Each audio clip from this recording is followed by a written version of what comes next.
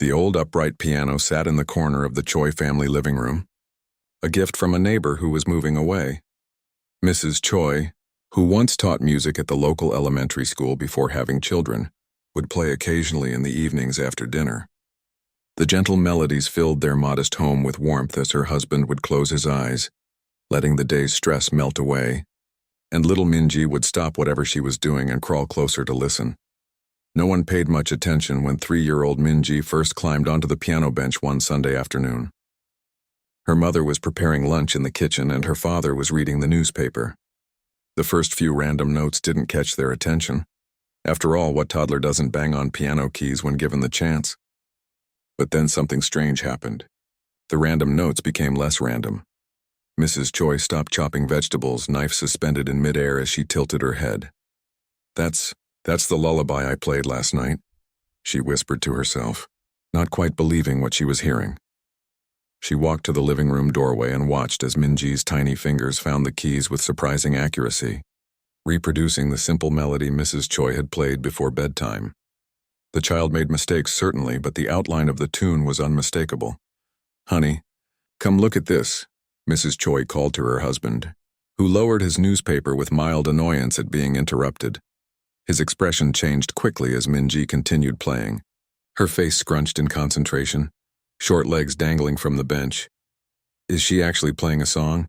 he asked, moving closer. "Did you teach her that?" Mrs. Choi shook her head slowly. "No, she's playing what I played yesterday. She's copying it." They both stood watching until Minji finished the short piece and looked up at them with a bright smile, clearly pleased with herself. "Again," she declared and started once more from the beginning. The Chois exchanged glances, half amazed, half uncertain. Children did all sorts of surprising things, didn't they? Mrs. Choi had taught enough elementary students to know that some picked up music more quickly than others, but this seemed different. As the months passed, Minji's unusual ability became impossible to ignore. By her 4th birthday, she wasn't just mimicking simple tunes anymore. Mrs. Choi would play a recording of a Mozart sonatina, and within days Minji would be at the piano, working out the notes by ear, her small hands stretching to reach chords that should have been beyond her ability. "Maybe we should get her proper lessons," Mr. Choi suggested one evening after watching Minji play a piece she'd heard on a television commercial only twice. Mrs. Choi nodded thoughtfully. "I could teach her the basics, but I think she needs someone better than me." They found Mr. Lee, an older gentleman who taught piano from his home studio a few blocks away. He had trained at a prestigious conservatory in his youth and had a reputation for being strict but fair with his students. When the Chois brought Minji for her first lesson, Mr. Lee greeted them with the weary smile of someone who had seen too many parents convinced their ordinary child was extraordinary. "So you believe your daughter has special talent?" he said, not quite asking a question as he settled onto his bench and motioned for Minji to sit beside him. "We're not sure what she has," Mrs. Choi answered honestly, "but she does things that seem unusual." Mr. Lee nodded politely and turned to Minji. "Hello, young lady. Shall we see what you can do?" He played a simple C major scale, watching as Minji observed his fingers. When he finished, he gestured for her to try. She played it perfectly. "Good," he said, unimpressed. Many children could copy a simple scale. He played a G major scale next. Again, she copied it flawlessly. "Let's try something a bit more challenging," he said, playing a short Bach minuet. The piece was about 40 seconds long, with both hands playing independent lines. When he finished, he turned to Minji, expecting her to perhaps pick out a few notes of the melody. Instead, she placed her hands on the keys and began to play. She made mistakes. Her hands were still developing the necessary strength and stretch, but the notes were all there, the rhythm intact, the piece recognizable. Mr. Lee's eyebrows rose slightly. He reached for a book on a nearby shelf and opened it to Clementi's Sonatina in C major. Op. 36, number 1. He played the first movement, about 2 minutes of moderately difficult music that he typically assigned to students after at least 2 years of study. When he finished, he looked at Minji. "Would you like to try that one?" She nodded eagerly and began to play. This time, the limitations of her small hands were more apparent. She couldn't reach all the notes in the wider chords, and her tempo was uneven. But the melody was there, the harmonies correct, the structure of the piece preserved. Mr. Lee closed the book slowly and studied the child in front of him. His expression had changed entirely. "How old did you say she is?" he asked Mrs. Choi without taking his eyes off Minji. "She turned 5 last month," he nodded, processing this information. "And she's never had formal lessons before today?" "No, never." "Has she learned to read music?" "No, she plays everything by ear." Mr. Lee turned fully to face the Chois now. "In 43 years of teaching, I have never encountered a child with this level of natural ability. She has what we call perfect pitch, the ability to identify or produce any note without a reference tone. More than that, she has extraordinary musical memory. These gifts are rare even among professional musicians." The Choi looked at each other, unsure whether to feel proud or worried. "What does this mean?" Mr. Choi asked finally. "For her future?" Mr. Lee looked back at Minji, who was now experimenting with the keys, playing little patterns she invented herself. "That depends on many things," he said carefully. "Talent like hers is a beginning, not an end. It will open doors, but she will still need hard work, guidance, and most importantly, joy in what she does." He paused. "And you will need patience. Children like Minji often develop unevenly, brilliant in music, but perhaps struggling in other areas. Or they may find the expectations others place on them to be a heavy burden." He smiled then, more warmly than before. "But first things first. If you'll entrust her to my teaching, I would be honored to work with her." And so began Minji's formal piano education. Mr. Lee approached her training with a balance of discipline and wonder. He taught her to read music, which she absorbed as quickly as everything else. He introduced technical exercises to strengthen her small hands. Most importantly, he fed her hunger for more challenging pieces, carefully selecting repertoire that would stretch her abilities without frustrating her. By age 6, Minji was playing pieces typically reserved for teenagers. By 7, she had mastered Bach inventions, Mozart sonatas, and was beginning to tackle easier Chopin works. Her progress was remarkable, but what struck everyone who heard her play wasn't just her technical ability. It was how she played, with a sensitivity and understanding that seemed impossible for someone so young. "It's as if she can feel what the composer intended," Mr. Lee told the Chois after a particularly moving rendition of a Schumann piece. "Most children her age can learn the notes, even play them correctly, but they don't understand the emotion behind them. Minji somehow does." Word of the extraordinary young pianist began to spread beyond Mr. Lee's studio. He arranged for her to play at a few local recitals, where she captivated audiences with both her youth and her artistry. Videos taken by proud parents of other students found their way online, where they attracted attention from people in the wider music world. One day, Mr. Lee arrived at their lesson with unusual excitement in his eyes. "The National Young Artist Competition has announced a new division this year," he told Minji and her mother. 4 performers under 12. "I think you should enter." Minji looked to her mother, who looked uncertain. "Isn't she too young? She's only 8 and she's never competed before." Mr. Lee nodded, understanding. "Yes, she is young. And yes, competitions can be stressful. But this could open doors to opportunities I cannot provide. Master classes with world-class pianists, perhaps scholarship offers from preparatory programs at major conservatories." He turned to Minji. "But only if you want to, my dear. Playing the piano should always bring you joy, not worry." Minji thought for a moment, her small face serious. "Will there be other children?" "Yes, though most will be older than you." "Will I get to hear them play too?" Mr. Lee smiled. "Yes, that's part of the experience." Minji nodded decisively. "Then I want to do it. I want to hear everyone play." And so the decision was made. Mr. Lee selected 3 pieces for her program: a Bach prelude and fugue to demonstrate clarity and precision, a movement from a Beethoven sonata to show dramatic range, and a Debussy piece that showcased her remarkable sensitivity to tone and color. As the competition approached, the Choi household revolved around Minji's preparation. Her parents were careful not to pressure her, but they couldn't help feeling nervous themselves. What if she became frightened on the big stage? What if the judges were unkind?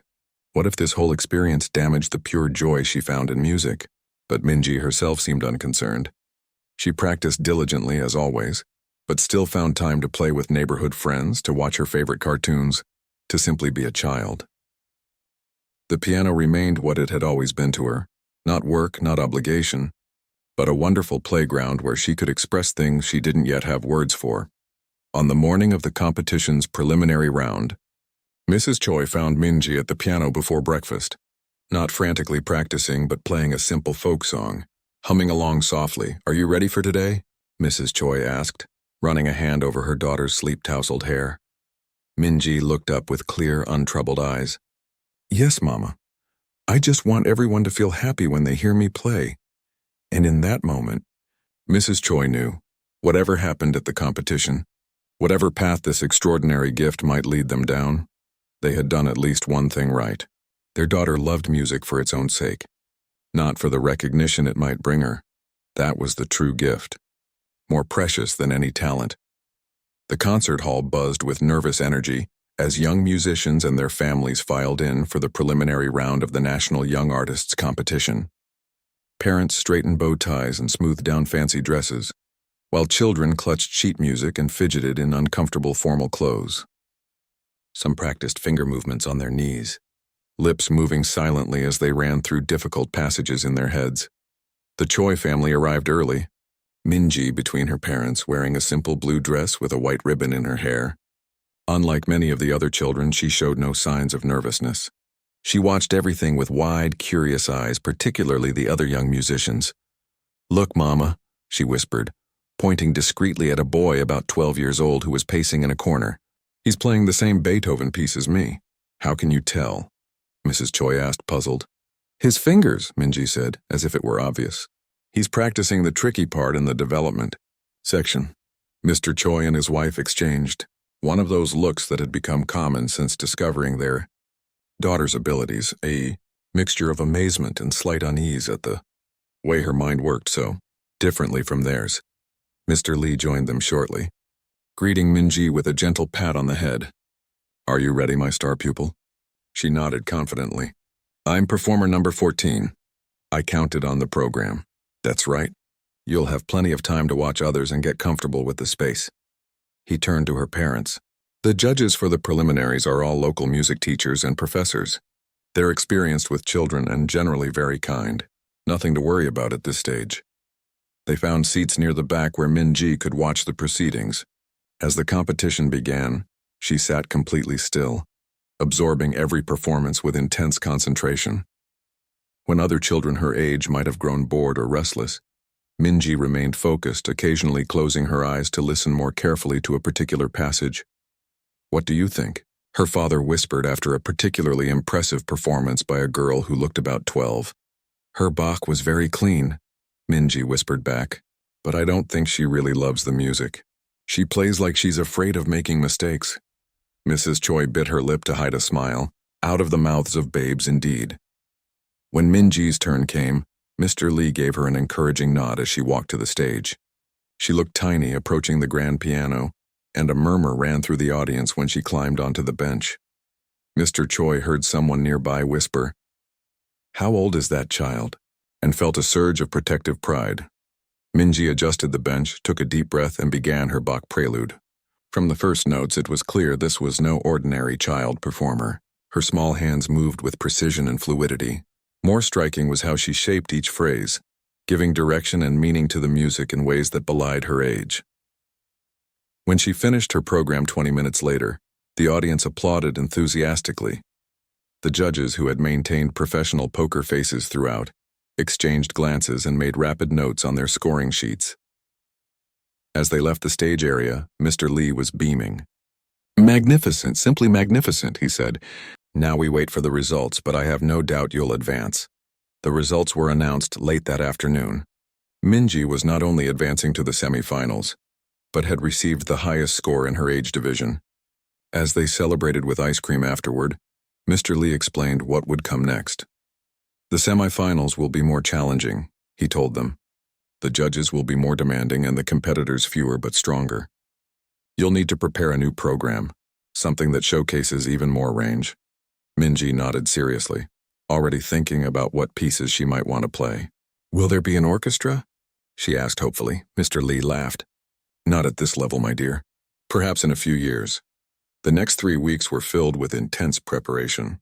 Minji's practice sessions grew longer, and Mr. Lee visited their home for additional coaching on technique and interpretation. They selected more challenging pieces, a complex Bach fugue, the first movement of a Mozart sonata, and a fiery Prokofiev piece that would highlight Minji's growing technical prowess. What amazed her parents most during this time was not her dedication, they had grown accustomed to that, but how she maintained her childlike joy through increasingly demanding work. Where other children might have become frustrated or resentful, Minji approached each challenge as a kind of game. When a passage proved particularly difficult, she would break it down, solve the problem methodically, then beam with satisfaction when she conquered it. "It's like watching a scientist," Mr. Choi commented one evening, as they listened to her work through a tricky section of the Prokofiev. "She doesn't get emotional about the difficulties. She just figures them out." The semi-final round was held in a larger venue, a proper concert hall at the State University. The competitors now numbered only 25 across all age divisions, and the level of playing had increased dramatically. Minji was the youngest semi-finalist by at least 2 years, a fact that drew attention from local music enthusiasts and teachers who came to watch. This time, Minji performed near the end of the program. The pressure might have affected another child, sitting through hours of exceptional performances before playing, but she remained calm and focused. When her name was called, she walked onto the stage with the same quiet confidence she had shown in the preliminaries. Her performance silenced the hall. Even those who had been skeptical about an 8-year-old competing at this level found themselves drawn into her interpretation. It wasn't just that she played the notes correctly, many of the competitors did that. It was how she communicated through the music, telling a story that went beyond the technical aspects of the piece. When she struck the final dramatic chord of the Prokofiev, there was a moment of complete silence before the applause began. It started tentatively, then swelled as people rose to their feet. Minji looked surprised by the standing ovation, bowing shyly before hurrying off stage. "Did I do okay?" she asked Mr. Lee in the wings, genuinely unsure. He knelt to her level, eyes misty. "My dear, you did far more than okay. You moved people. That is what music is truly about." The results of the semi-final were announced the next day. Minji had not only advanced to the final round, but had received a special commendation from the judges for exceptional musicality and artistic maturity. The news of the young piano prodigy spread quickly. A local newspaper ran a story about her, featuring a photo of Minji at the piano, her feet barely reaching the pedals. A music professor from the university contacted Mr. Lee, asking if he might observe one of Minji's lessons. Suddenly, the Choi found themselves navigating not just a competition, but the beginning of public attention on their daughter. "We need to be careful," Mrs. Choi said to her husband late one night. "I don't want her to lose her childhood to this." Mr. Choi nodded, equally concerned. "We'll protect her. Music is her joy, not her job." They agreed to limit interviews and declined several invitations for Minji to perform at various events until after the competition. Their priority was keeping her routine as normal as possible and ensuring she had time to just be a child. For her part, Minji seemed unaffected by the growing attention. She was more excited about the new pieces Mr. Lee was teaching her than about the newspaper article. When neighborhood children knocked on their door asking if Minji could come out to play, her parents always said yes, even if it meant interrupting practice. Those afternoons of running around the playground or riding bikes seemed as important to her development as the hours at the piano. As the final round approached, the competition organizers sent information about what would make this stage different. The finals would be judged by 3 renowned musicians: Wei Chen, an internationally acclaimed composer; Isabella Rossi, a concert pianist who had performed with major orchestras around the world; and Dr. Thomas Harper, the director of a prestigious conservatory. Collectively, they were known in music circles as the Justices for their exacting standards and uncompromising critiques. "Are they scary?" Minji asked when Mr. Lee explained who would be judging. "They are demanding," he answered carefully. "They believe that true talent should be held to the highest standard, regardless of age." He hesitated. "There are stories about them making adult performers cry." "Oh," Minji said, considering this. "But they must love music very much, right? To care so deeply about how it's played?" Mr. Lee smiled at her insight. Yes, I believe they do love music very much. Perhaps that's why they demand so much from those who perform it. The final round would require each competitor to prepare a full recital program of 45 minutes, showing mastery across different musical periods and styles. For an 8-year-old, this was an enormous undertaking.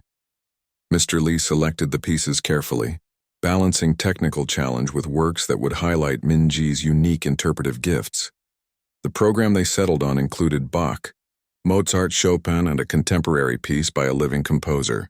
Minji approached the challenge with her characteristic blend of discipline and enthusiasm, though even she occasionally showed signs of fatigue during their longer practice sessions. Perhaps we should simplify the program, Mrs. Choi suggested after one particularly grueling day when Minji had struggled with a difficult passage for over an hour.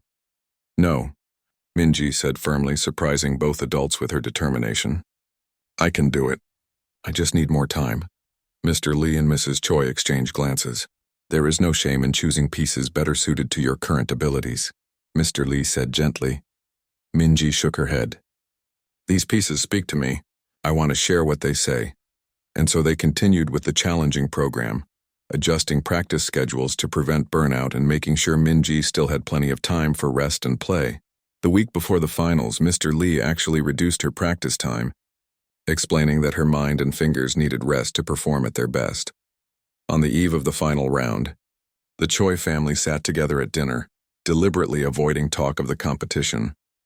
Instead, they discussed a funny movie they had watched the previous weekend and planned a hiking trip for after the competition was over. It was only as Minji was getting ready for bed that she brought up what lay ahead. I'm not scared about tomorrow, she told her mother as she brushed her teeth. But I really want the justices to feel the music the way I do when I play it. Mrs. Choi hugged her daughter close.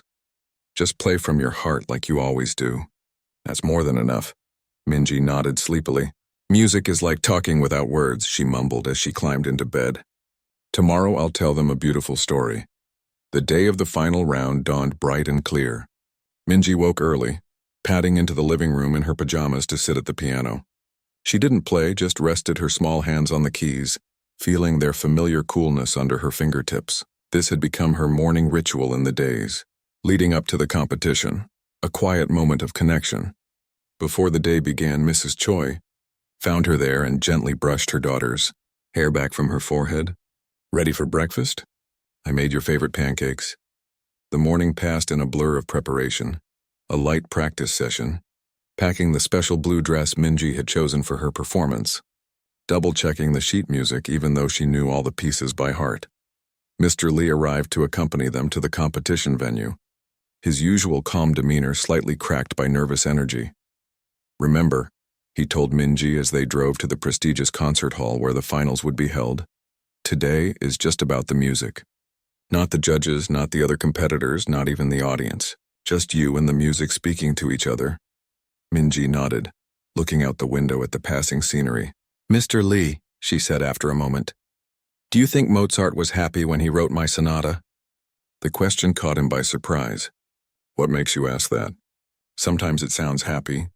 Like he's telling a joke, she explained. But other times, it sounds like he's trying to remember something sad that happened long ago. Mr. Lee exchanged a glance with Mrs. Choi in the front seat. That's very perceptive, he said carefully. Mozart wrote that piece during a complicated time in his life. I think he felt both those things, joy and sorrow, sometimes at the same time. That's what makes his music so special. It contains the fullness of human emotion. Minji considered this. I'll try to play both parts equally then. The happy and the sad. The concert hall was imposing. A grand stone building with columns at the entrance and a lobby filled with portraits of famous musicians. Backstage, competition staff directed them to a practice room where Minji could warm up before her performance. Other finalists were scattered throughout the building in similar rooms, each preparing in their own way for the scrutiny of the justices. The Chois could hear snippets of music as they walked down the hallway, a thundering Rachmaninoff prelude from one room, a delicate Debussy etude from another. The level of playing was extraordinary, even to their untrained ears. In their assigned room, Minji sat at the upright piano and played a few scales to warm up her fingers. Mr. Lee made small suggestions about tempo and expression, but mostly let her find her own space of concentration. A staff member appeared at the door. 15 minutes until you're on, Miss Choi. The justices have arrived and are taking their seats now. This news sent a ripple of tension through the adults in the room. The arrival of the justices was treated with the gravity of visiting royalty in the competition world. Have you seen them? Mr. Choi asked the staff member. Yes, sir. They're reviewing the programs. Dr. Harper seems in a particularly critical mood today. The young woman added with a sympathetic glance at Minji. He's already made comments about the youth division lowering standards. After she left, Mrs. Choi looked worriedly at her husband. Perhaps this was too ambitious. She's so young to face such harsh judgment. She'll be fine, Mr. Lee assured them, though his own forehead had creased with concern. Minji understands music in a way that transcends technical criticism. That's what they'll hear if they're truly listening. Minji, seemingly oblivious to the adults' concerns, continued playing quietly, lost in her own world of sound. When it was time, they made their way to the stage wings. Minji's competitor before her, a serious boy of about 14, was just finishing his program with a virtuosic Liszt piece that had the audience breaking into enthusiastic applause. As he exited the stage, he passed Minji with a look of surprise at her small stature, then gave her an unexpected thumbs-up of encouragement. The stage manager checked Minji's name on his list. You're up next, ready? She nodded, suddenly looking very small in her blue dress against the backdrop of the enormous stage. Mr. Lee knelt beside her for one last word. Remember what we practiced. Take your time between pieces. And most importantly, listen to what the music wants to tell me, Minji finished for him. I remember. Her name was announced, and Minji walked onto the stage with measured steps, her expression calm but focused. The audience's reaction was audible, murmurs of surprise at her youth, a few scattered awes at the sight of this tiny figure approaching the massive concert grand. From their seats in the audience, the Chois could see the justices clearly for the first time. They sat in a special section of the front row, Dr. Harper stern and straight-backed in a perfectly pressed suit, Ms. Rossi elegant and watchful, her pianist's hands folded in her lap, and Mr. Chen, the composer, leaning forward with interest, his silver hair catching the stage lights. Minji bowed to the audience, then to the judges. She adjusted the bench, took a deep breath, and began her program with the Bach Prelude and Fugue in D minor. Her opening was confident, the complex counterpoint unfolding with clarity and purpose. Mr. Choi, watching Dr. Harper's face, saw the conservatory director's eyebrows raise slightly, whether in surprise or approval wasn't clear. As Minji moved through her program, her connection to the music seemed to deepen. The Mozart Sonata, with both its happiness and sorrow as she had described, flowed from her fingers with a natural grace that belied the technical challenges. In the audience, Ms. Rossi leaned over to whisper something to Mr. Chen, who nodded without taking his eyes off the young performer. The Chopin nocturne that followed showcased Minji's growing emotional range as a pianist. The piece's gentle melancholy suited her thoughtful nature, and she shaped each phrase with intuitive understanding of the music's architecture. In the wings, Mr. Lee watched with quiet pride, noting how she incorporated every nuance they had discussed in their lessons, while still making the interpretation uniquely her own. As Minji prepared to begin her final piece, a challenging contemporary work by a Japanese composer, something unexpected happened. Dr. Harper stood up from his seat and raised his hand, signaling her to stop. A confused murmur ran through the audience. This was highly irregular. Judges never interrupted a performance. Minji froze, her hands hovering above the keys, eyes wide with uncertainty. Miss Choi, Dr. Harper's authoritative voice projected clearly through the hall. Your program indicates that your final piece will be Takahashi's Reflections on Water. Is that correct? Minji nodded, finding her voice. Yes, sir. I'm familiar with the piece, he continued. It's typically performed by graduate students at my conservatory. His tone carried a hint of skepticism that wasn't lost on the audience. Several people shifted uncomfortably in their seats, sensing the challenge being presented to the young girl. Mr. Chen, the composer, touched his colleague's arm as if to restrain him, but Dr. Harper continued. Instead, I would like to suggest an alternative for your final selection. He signaled to an assistant who approached Minji with a folder of sheet music. This is Liszt's La Campanella, one of the most technically demanding pieces in the piano repertoire. I'm curious to see how you would approach it." A shocked silence fell over the hall. Even those with limited musical knowledge understood this was an extraordinary request, borderline inappropriate to ask of an 8-year-old child in the middle of a competition performance. In the wings, Mr. Lee stepped forward ready to intervene, but the stage manager held him back. "It's against the rules to interrupt now," he whispered urgently. She has to either accept the challenge or decline it herself. On stage, Minji looked at the music that had been placed before her. La Campanella was infamous among pianists for its lightning-fast leaps, trills, and repeated notes that tested the limits of technique and endurance. It was not a piece Mr. Lee had even considered introducing to her curriculum for at least 5 more years. The Chois held their breath, torn between wanting to protect their daughter and not knowing how to intervene. Mrs. Choi gripped her husband's hand so tightly her knuckles turned white. Minji looked up from the music to Dr. Harper, then to the other judges. Ms. Rossi's expression was apologetic, while Mr. Chen looked deeply uncomfortable with his colleague's power play. The silence stretched as everyone waited for Minji's response. Would she decline? Ask for help? Break down under the pressure? Instead, she turned back to the music, studied it for precisely 3 seconds, then closed the folder and set it aside. "I know this piece," she said, her voice small but clear in the hushed hall. Dr. Harper's eyebrows shot up. "You've studied it before?" "No, sir. I heard it once at a recital last year, but I remember how it goes." A collective intake of breath swept through the audience. The claim seemed impossible. No one, certainly not a child, could perform such a complex piece after hearing it just once. Dr. Harper settled back in his seat, with a satisfied expression that suggested he had made his point. This would surely demonstrate the limits of even the most talented child prodigy. Minji closed her eyes for a moment as if listening to something only she could hear. Then her hands descended to the keys, and the opening notes of La Campanella rang out, crystal clear, perfectly placed. The tempo exactly as Liszt had indicated. What followed was nothing short of extraordinary.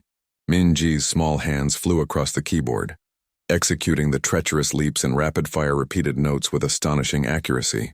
Where adult pianists struggled with the physical demands of the piece, her childlike flexibility seemed almost an advantage.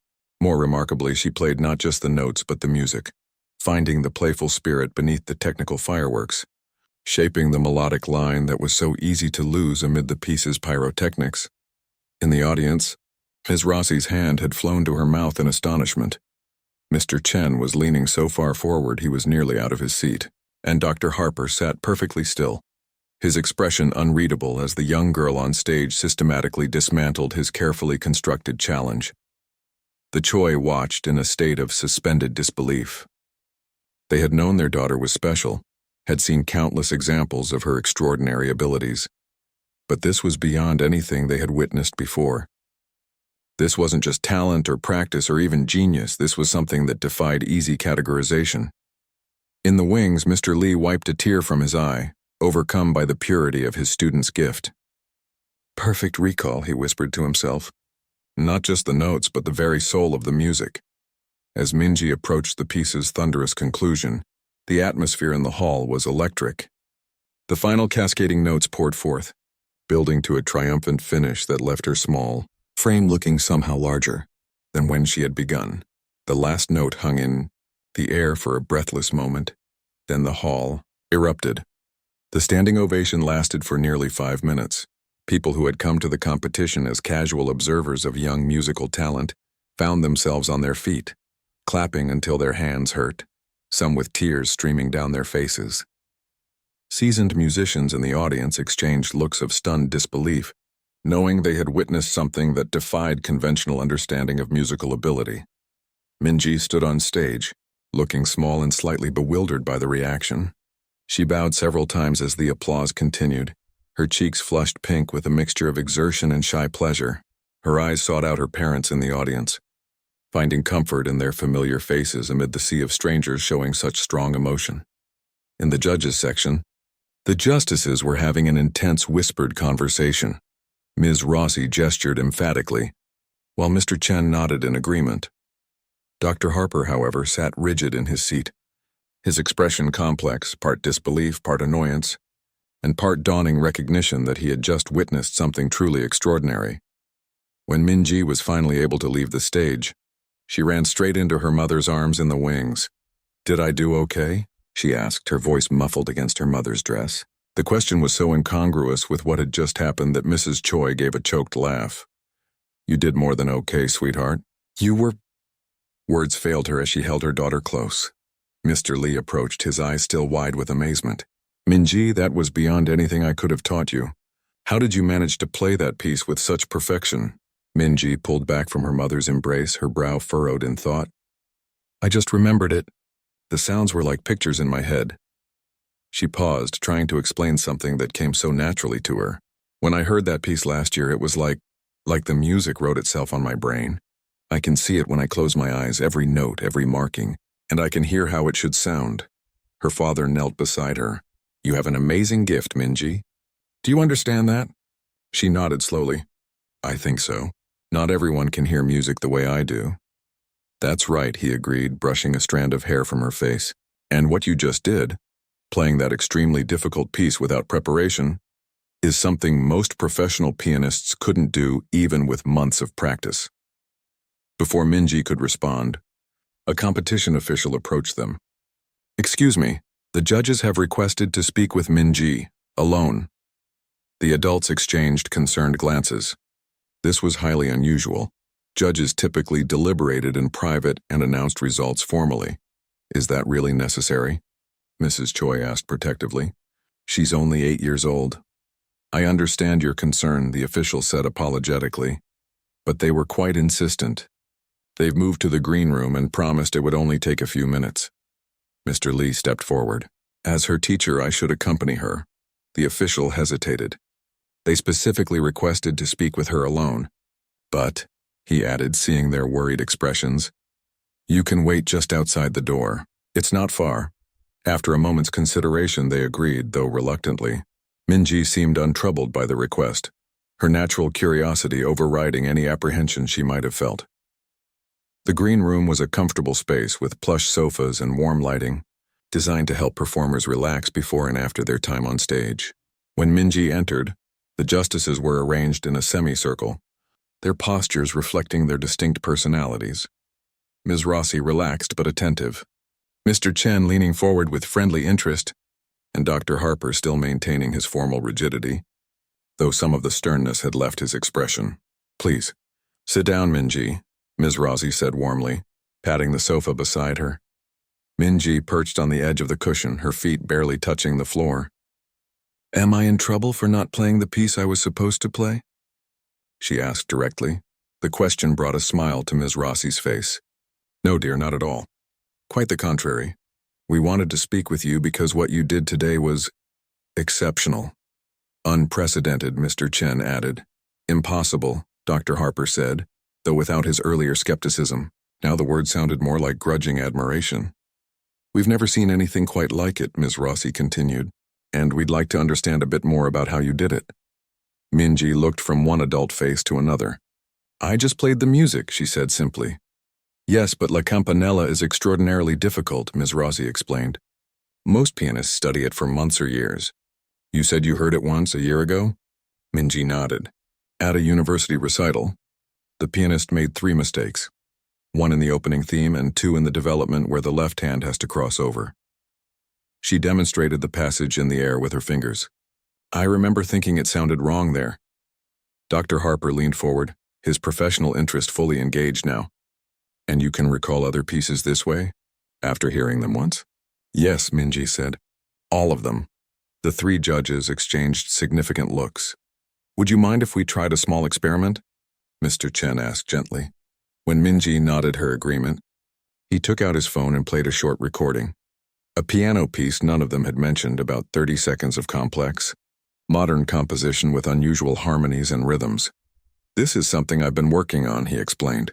"It hasn't been published or performed yet." "Would you try to play it for us?" Minji listened intently to the recording, her head tilted slightly, eyes focused on nothing in particular as she absorbed the music. When it finished, she walked to the small upright piano in the corner of the room without hesitation. Her reproduction of Mr. Chen's composition was note-perfect, capturing not just the pitches and rhythms but the subtle dynamic shadings and articulations that gave the piece its character. When she finished, the composer sat in stunned silence. "Photographic memory for music," Dr. Harper murmured, "combined with perfect pitch and extraordinary technical facility. I've read about such cases but never encountered one." "It's more than that," Ms. Rossi said thoughtfully. "Many musicians have those abilities to some degree. What makes Minji unique is her instinctive understanding of musical structure and emotion. She doesn't just reproduce notes, she communicates meaning." Mr. Chen nodded agreement. "The intellect and the heart in perfect balance. That cannot be taught." They spoke with Minji for a few more minutes, asking about her background, her practice habits, her favorite composers. Throughout the conversation, she answered with the directness and occasional unexpected insight that came naturally to her. She didn't seem to realize how unusual her abilities were. To Minji, this was simply how music worked in her mind. When she rejoined her parents and Mr. Lee outside the green room, they looked at her expectantly. "What did they want?" her father asked. "They asked me questions about how I remember music," she explained. "And Mr. Chen played something he wrote and I played it back for them." She frowned slightly. "They seemed surprised." Mr. Lee smiled at the understatement. "I imagine they were." The competition results were announced that evening at a formal ceremony. No one was surprised when Minji was declared the winner of the youth division, but what came after was unexpected. The head of the competition committee stepped forward with an additional announcement. "In the 27-year history of the National Young Artists Competition, we have never presented a special recognition award. Today, however, the judges unanimously recommended creating such an honor." He paused for effect. "The award for transcendent musical gift is hereby presented to Minji Choi, whose performance today redefined our understanding of musical potential." The audience applauded enthusiastically as Minji once again took the stage, looking both pleased and slightly overwhelmed by all the attention. She accepted the crystal trophy, almost too heavy for her to hold, and thanked everyone in a soft, clear voice. As the ceremony concluded and people began to file out of the hall, the Choi family found themselves surrounded by well-wishers, music teachers, representatives from arts organizations, and journalists eager to tell Minji's story. It was overwhelming, and Mrs. Choi could see her daughter beginning to tire after the emotional day. "We appreciate everyone's interest," she said firmly, "but Minji needs to rest now. We'll be happy to talk more in the coming days." They were making their way toward the exit when Dr. Harper approached, looking somewhat uncomfortable. "Mr. and Mrs. Choi," he began formally, "I owe you and your daughter an apology." "An apology?" Mr. Choi repeated, surprised. Dr. Harper nodded, his usual stern demeanor softened by genuine regret. "My behavior during your daughter's performance was unprofessional. I presented her with an unfair challenge, expecting," he hesitated, hoping perhaps, "to demonstrate the limitations of even the most talented child performer." He turned to Minji, who was watching him with curious eyes. "Instead, you showed me the limitations of my own understanding. In 30 years of teaching at the conservatory level, I have never encountered a musical gift like yours." Minji regarded him thoughtfully. "That's okay," she said with the simple forgiveness of childhood. "Everyone makes mistakes sometimes. Even Mozart did in his early compositions." The unexpected response, both the forgiveness and the casual reference to compositional errors in Mozart's work, brought a rare smile to Dr. Harper's face. "Indeed he did." He straightened, addressing her parents again. "If you're open to it, I would like to discuss possibilities for Minji's musical education going forward. The conservatory has never admitted anyone so young, but exceptions should be made for exceptional talent." Mr. Lee, who had been standing nearby, stepped forward. "Perhaps we could all meet in the coming weeks to consider what would be best for Minji's development, both as a musician and as a child." Dr. Harper nodded his agreement, and they exchanged contact information before the Choi family finally made their way home. That night, after all the excitement had died down and Minji was tucked into bed, her parents sat in the living room trying to process everything that had happened. "What do we do now?" Mrs. Choi asked quietly. "Everyone will want a piece of her. Concert promoters, music schools, the media." Mr. Choi took his wife's hand. "We do what we've always done. We protect her childhood while nurturing her gift." Minji is still our little girl, not just a prodigy. She won't have a normal life, Mrs. Choi said, voicing the fear that had been growing since they first discovered their daughter's extraordinary abilities. No, her husband agreed, but we can make sure she has a happy one, filled with love and music and all the ordinary joys of childhood, alongside the extraordinary opportunities her talent will bring. In her bedroom, Minji lay awake replaying the day's events in her mind. The music of La Campanella still danced through her thoughts, along with the new piece Mr. Chen had shared, and bits of Bach and Mozart and countless other compositions stored perfectly in her remarkable memory. But what made her smile as she finally drifted towards sleep wasn't the applause, or the trophy, or even the music itself. It was the memory of Dr. Harper's smile when she had forgiven him. The moment when the stern judge had seen her not just as a prodigy, but as a child with wisdom beyond her years. In that small human connection, Minji had found as much joy as in any perfect performance. The weeks following the competition brought a whirlwind of changes to the Choi family's quiet life. Their phone rang constantly with interview requests, invitations for Minji to perform, and offers from music schools and conservatories around the country. A video of her playing La Campanella had gone viral online, attracting millions of views and comments expressing amazement at the tiny girl with the extraordinary gift. For Minji herself, the attention was both exciting and overwhelming. She enjoyed sharing her music with appreciative audiences, but found the constant questions from adults, many of which were the same ones repeated over and over, somewhat tedious. After one particularly long day of interviews, she asked her mother, "Why do grown-ups keep asking how I do it? I already told them I just hear the music in my head." Mrs. Choi smiled sympathetically as she brushed her daughter's hair before bed. "They're trying to understand something that's very rare, sweetheart. Sometimes people need to hear explanations for things that can't really be explained." This answer seemed to satisfy Minji, who nodded thoughtfully. "Like trying to explain colors to someone who can't see them," she suggested. "Exactly like that," her mother agreed, once again struck by her daughter's insight. 2 weeks after the competition, the Chois hosted an important meeting at their home. Dr. Harper from the conservatory, Mr. Chen the composer, and Mr. Lee all gathered in the living room to discuss Minji's musical future. Minji herself was present for the beginning of the conversation, sitting quietly next to her father on the sofa, but was then sent to play in her room so the adults could speak freely. "The situation is unprecedented," Dr. Harper began once Minji had left. "Our conservatory preparatory program typically doesn't accept students younger than 12, but Minji's abilities clearly demand special consideration. Several prestigious music schools have contacted us as well," Mr. Choi said. "Some have offered full scholarships." Mr. Chen leaned forward, his gentle manner a contrast to Dr. Harper's formality. "If I may, before we discuss specific programs, I think we should consider a more fundamental question. What kind of musical development would benefit Minji most at this stage?" "Exactly," Mrs. Choi agreed emphatically. "She's still a child, a very special child with an extraordinary gift, but still a child with all the normal developmental needs." Mr. Lee nodded. "In my experience, pushing prodigies too hard too soon often leads to burnout. Many child stars don't continue into successful adult careers because the joy of music is lost under the pressure of expectations." Dr. Harper frowned slightly. "While I understand the concern, aren't we equally obligated to nurture exceptional talent? To provide the resources and training that can help her reach her full potential?" "Of course," Mr. Choi said. "But the question is how to do that while protecting her childhood." The discussion continued for over an hour, sometimes becoming heated as different perspectives were expressed. Dr. Harper advocated for an accelerated intensive training program. Mr. Lee cautioned about the risks of overexposure. Mr. Chen offered insights about nurturing creativity alongside technical development. Through it all, the Chois listened carefully, asking questions and expressing their concerns. They were ordinary parents faced with an extraordinary situation, trying their best to make decisions that would shape their daughter's future. In the end, they reached a compromise.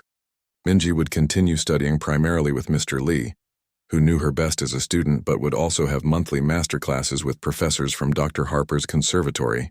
She would give occasional public performances, enough to share her gift and gain experience, but not so many that music became a job rather than a joy. And Mr. Chen offered to work with her on music theory and composition, areas where her natural abilities suggested untapped potential.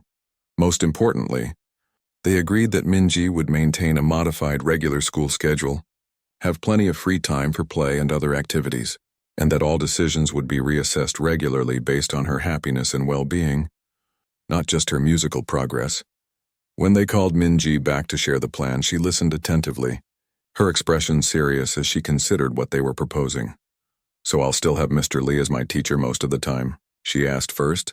"Yes," her mother assured her. "You'll just have some special extra lessons too." Minji nodded, clearly relieved. "And I can still go to school and play with my friends?" "Absolutely," her father confirmed. "Music is important, but it's not the only important thing in life." This brought a smile to Minji's face. Can I try composing with Mr. Chen soon? "I have some melodies in my head that aren't from other pieces." Mr. Chen looked delighted. "We can start whenever you like. This weekend, perhaps." The adults shared surprised glances at this new revelation. Minji was already creating original music in her mind. Over the following months, the carefully crafted plan took shape. Minji continued to progress rapidly under Mr. Lee's guidance, while the monthly master classes with conservatory professors exposed her to new techniques and perspectives. The sessions with Mr. Chen proved particularly fruitful, as Minji began to write her own compositions, simple pieces at first, but with a distinctive voice that belied her young age. Her first composition recital was held on her 9th birthday, a small event for family, friends, and her growing circle of musical mentors. The centerpiece was a short piano suite she had written called Colors in My Head, with movements titled Blue Morning, Yellow, Laughter, and Purple Dreams. The pieces revealed not only her technical understanding of music, but an emotional depth that moved many in the audience to tears. "It's extraordinary," Mr. Chen told the Chois afterward. "She's not just reproducing what she's heard. She's finding her own musical language." Dr. Harper, whose initial skepticism had long since transformed into genuine admiration, added, "I've known adult composers who never achieved this level of authentic expression." As Minji grew, her abilities continued to develop in ways that surprised even those who had recognized her extraordinary talent from the beginning. By age 10, she had performed with several professional orchestras as a guest soloist. At 11, she gave her first international recital in Tokyo, where her performance of Beethoven's Emperor Concerto earned an 8-minute standing ovation. But what pleased her parents most was that, through it all, Minji remained a happy, well-adjusted child. She did well in school, had close friendships, enjoyed swimming and reading, and sometimes went days without touching the piano when she became absorbed in other interests. The music was a central part of her life, but it didn't define her entirely. On a warm spring afternoon when Minji was 12, she sat in the garden with her mother, taking a break from practice. A neighbor's cat had wandered into their yard and was now curled contentedly in Minji's lap as she stroked its fur.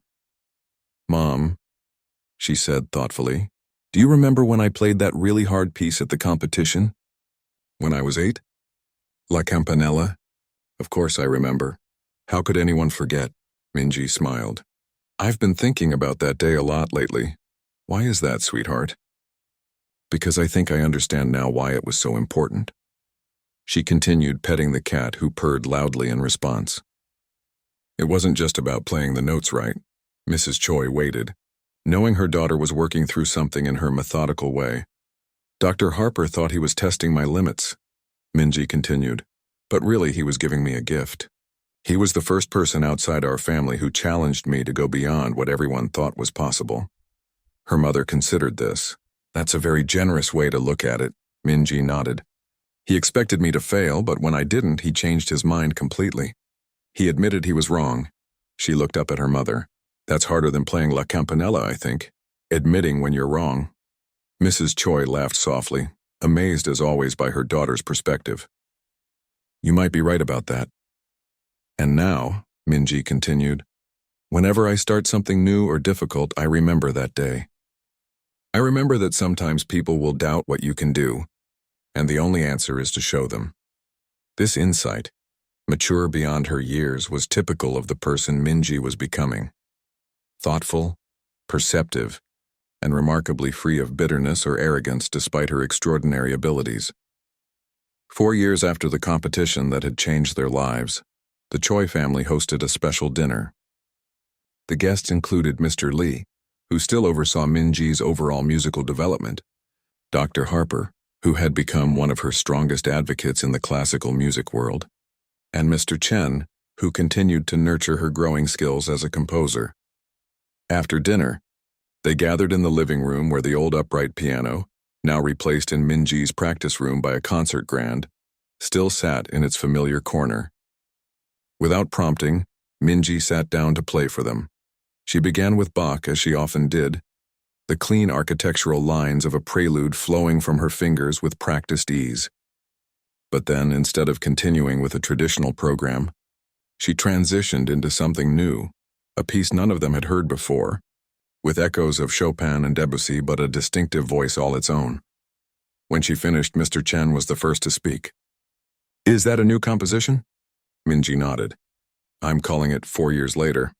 It's about that day at the competition, but also about everything that's happened since." She looked around at the circle of adults who had guided her journey. "It's about how sometimes the most important moments in our lives don't make sense until we look back at them." Dr. Harper, whose stern exterior had softened considerably over the years of working with Minji, cleared his throat. "I've been teaching music for over 3 decades, he said, "and I've worked with some remarkable talents. But I've never known anyone quite like you, Minji." She smiled at the compliment, comfortable now with recognition in a way she hadn't been as a younger child. "It's not just your musical abilities. Extraordinary as they are," he continued, "it's how you've remained so human through it all, how you've maintained your connection to the emotional heart of music while mastering its technical demands." Minji considered this. "I don't think music works any other way," she said simply. "The notes are just the beginning. The real music happens in the spaces between the notes, in the parts you can't write down." As the evening concluded and their guests prepared to leave, Mr. Lee pulled the Choi aside for a private word. "You've done something remarkable," he told them quietly, "not just in raising a prodigy, but in raising a whole person. That's the greater achievement."